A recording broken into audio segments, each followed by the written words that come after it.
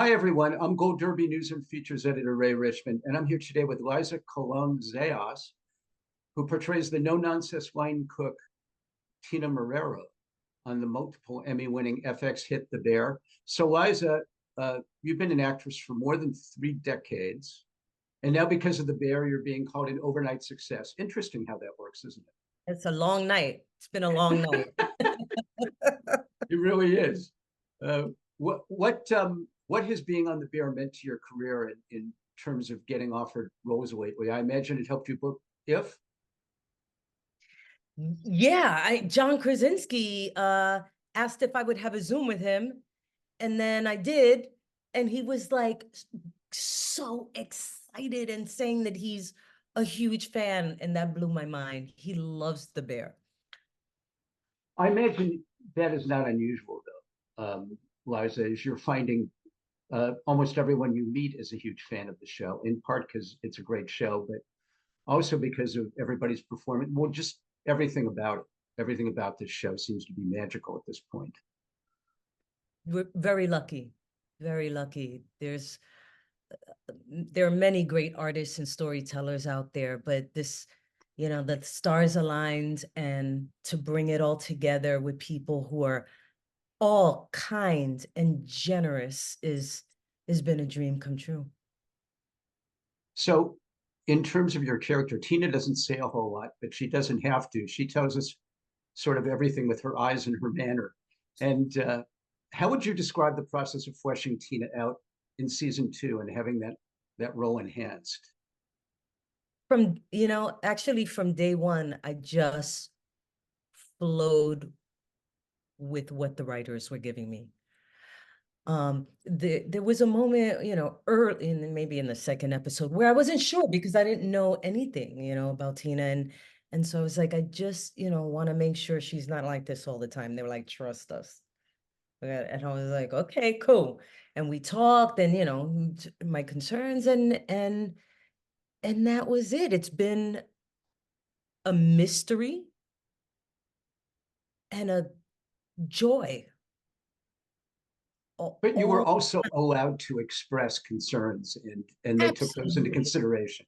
Oh yeah, Chris and Joanna and Renee, and they just chilled and talked and just so loving, so caring.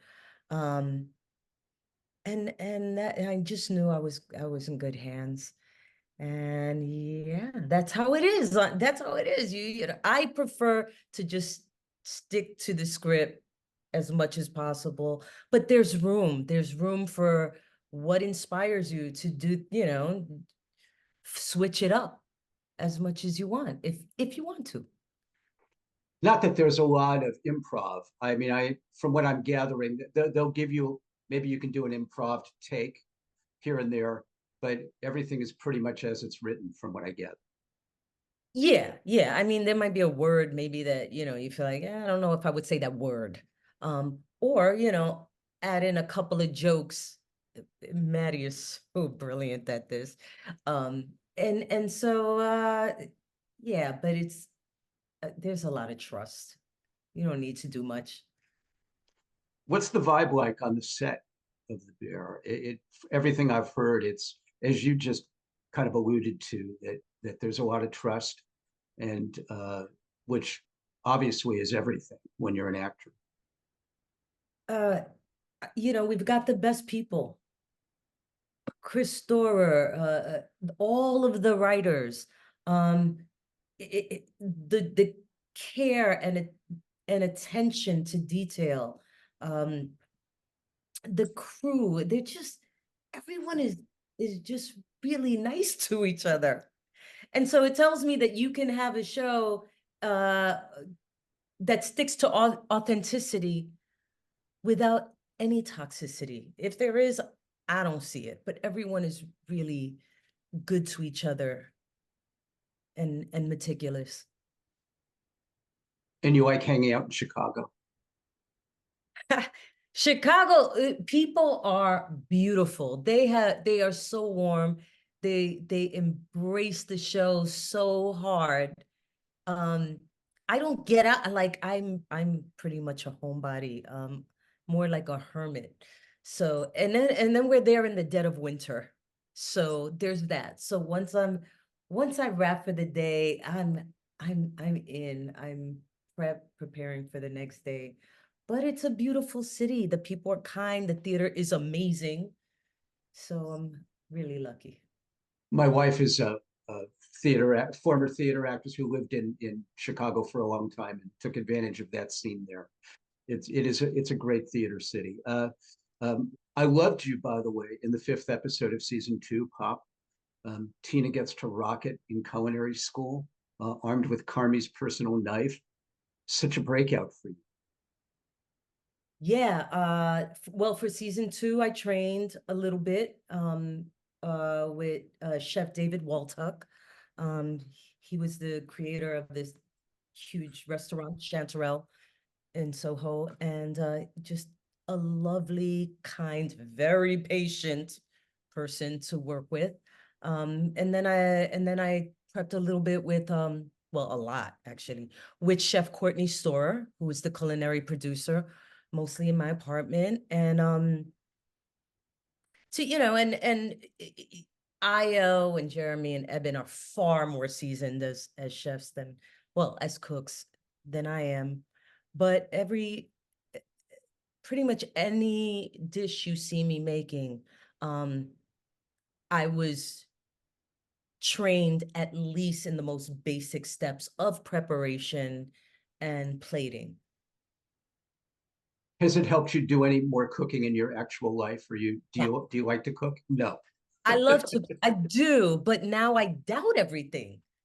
Now I doubt all because of you're it. because Tina's so much better than Liza. Tina's better. These people are like, now everything is, am I doing this right? This is, so, but it's been a little busy, but as soon as I get a little stretch of time, I want to get back in the kitchen for sure. Now, about your singing karaoke, you didn't know about this until you saw the script, right? And you freaked out because you don't sing. I don't know. I don't. I mean, secretly in the shower, I like to sing. I but I don't do that on stage. I don't do that in public. So I thought I was being punked when it was mentioned. And then I got the script and I proceeded to have an existential crisis. But it was fine. It was good. I was going to say, so, do you know why Christopher and Joanna specifically selected Freddie Fender's Before the Next Teardrop Falls? It is a great tune. Yeah, I grew up listening to that on the radio. I mean, that was huge at one point. So, it was deep, deep down in my bones at some point. So I just spent time. I didn't ask them. Sometimes it's just better to just dive in and trust and figure it out. And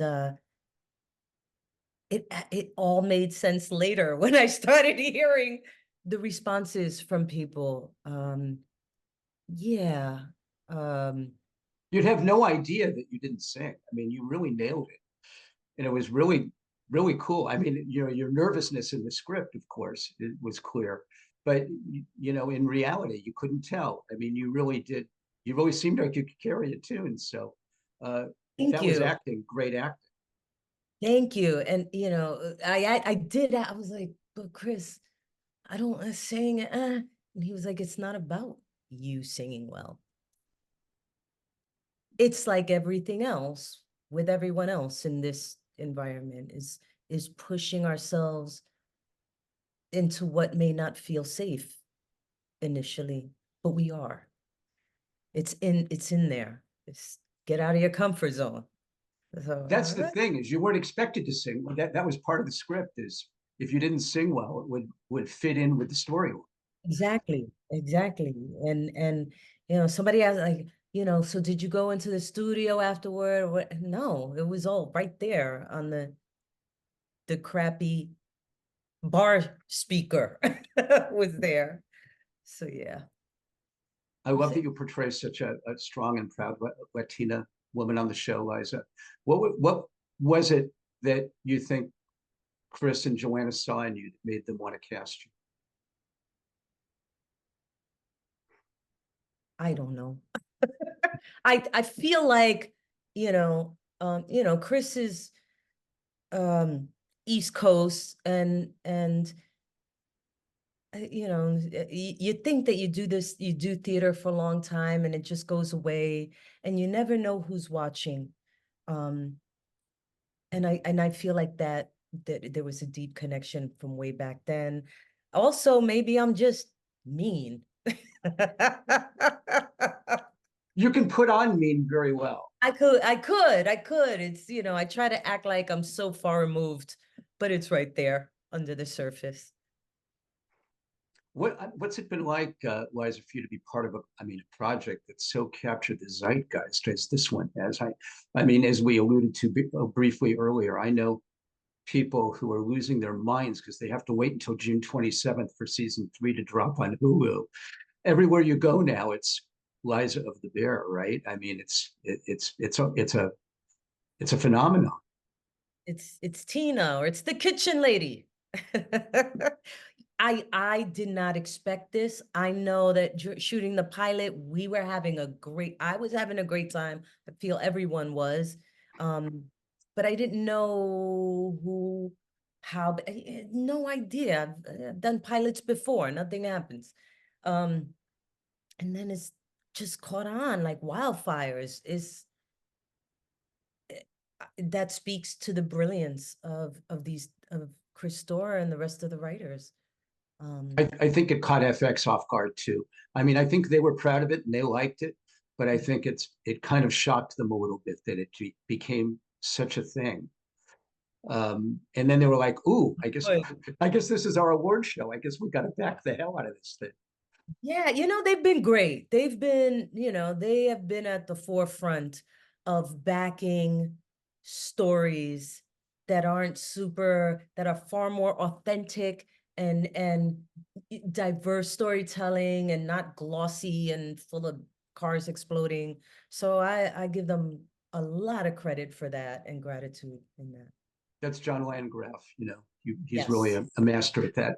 I wanted to ask you also about the experience earlier this year of going from award ceremony to award ceremony to be feted for the show. The Critics' Choices, you actually were voted to kind of on behalf of the cast to speak when you won Best Comedy. What was it like, being a part of that whole thing and then to win an Ensemble SAG award on top It's still like a dream. It's still surreal. Uh,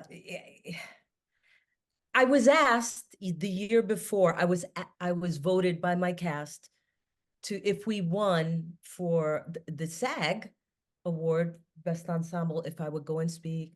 And so, it was season 1. So there was still, there was celebrating, but not at this level celebrating. So I had my speech ready, but I just sat back and just think, I didn't want to be like, oh, huh. So I just sat back and chilled and trusted what's going to happen is going to happen. And eventually it did the following season. And man, I wanted to just take it in.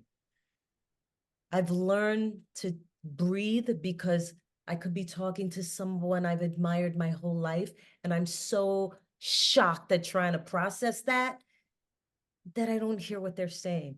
So this time when I went out, I wanted to really look around. I didn't want to rely on my memory.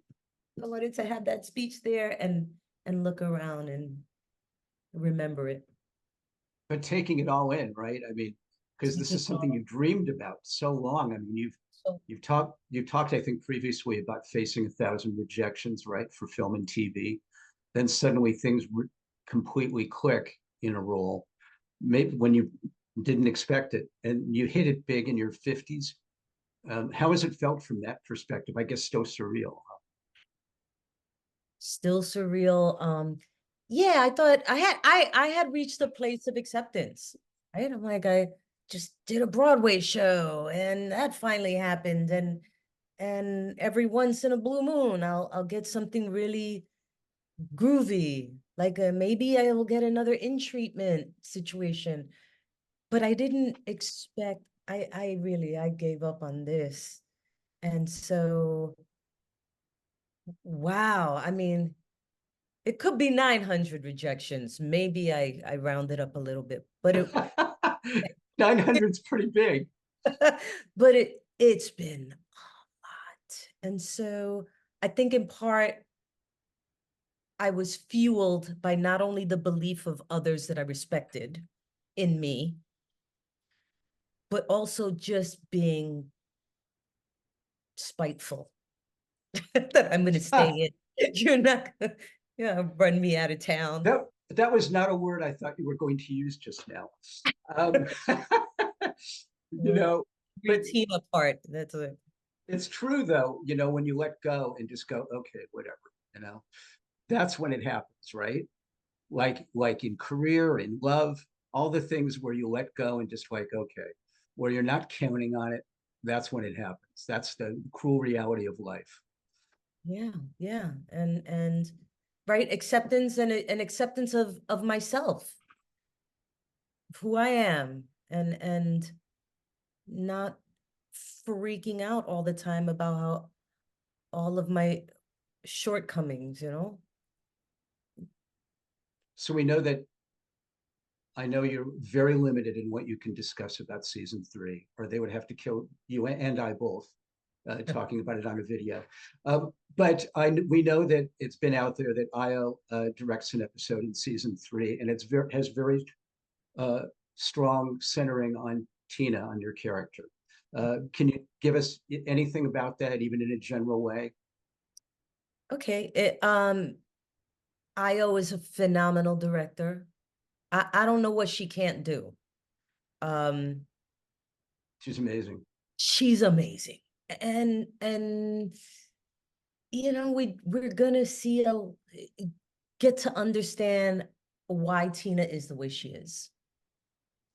We get to understand how she went from this Tasmanian devil to being, Io's pit bull and open.